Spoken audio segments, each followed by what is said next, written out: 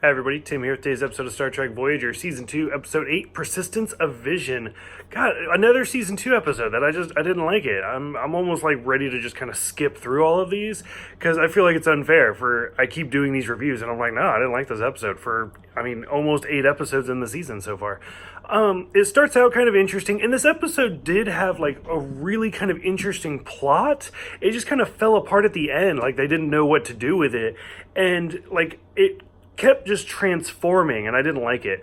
The very beginning, we see Janeway in her holo novel, which, again, the return of Thomas Dekker, which is great to give him a little shout out.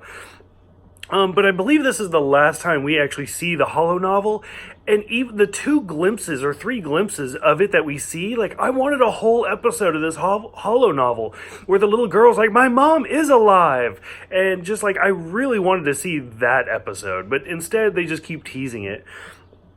So they mention how they've started putting holo emitters all across the ship in key areas, so that way the doctor can like go to engineering for an injury, or he can go to the bridge and stuff like that, which is kind of, they reference that in the projections episode, the one with Barclay. And so I don't know, that seems weird that they first mentioned it there and then they mentioned it again here, but in that case it was like the dream that the doctor was having, and now it's a reality. So it's kind of funky writing going on in there. Realistically, I think the writers were just sick of the doctor always being in sickbay, and so they were just trying to figure out how to get him out. And then, what is it? I don't even remember how many more seasons it is until he gets the holo emitter.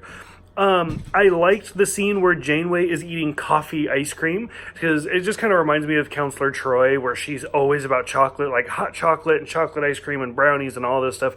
And we know Janeway is very particular about her coffee, and the fact that she's now just eating coffee ice cream is great, because I also love coffee ice cream. So like I said, little parts like this are kind of interesting, but the most of this episode is about how the crew start seeing things all around the ship, and Janeway thinks that they're like the holo emitters acting up and stuff like that, and then slowly the crew actually starts falling in to like hypnotic trances, where like now Janeway is seeing her like fiance, and Paris is seeing his father, and Kim is seeing his girlfriend and stuff like that. B'Elanna starts sleeping with Chakotay, but it ends, like I said, it's just a delusion. We finally get to the end of the episode, boil it down a little bit, and it's just this alien that's doing it. And they ask, like, when they finally realize who it is and why, or that it's happening, like, they fire at him, and it's a Botha, I think is what they call it. They're like, why would you do this? And he's like, because I can.